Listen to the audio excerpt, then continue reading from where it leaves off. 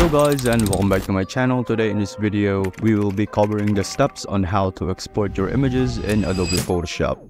First, make sure that you've got your final image opened in Photoshop. And then head to the top, click on File, and then hover down to Save As. And then you'll be greeted with this tab over here.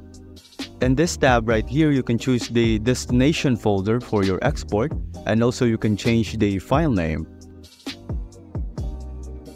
And after doing all of that, this next part right here is important. Click on the Save As type and then look for PNG or JPEG. And once you did that, click on Save.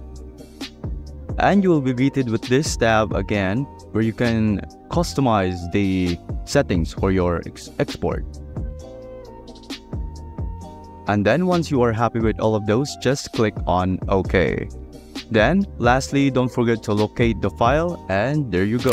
You now know how to export images in Adobe Photoshop.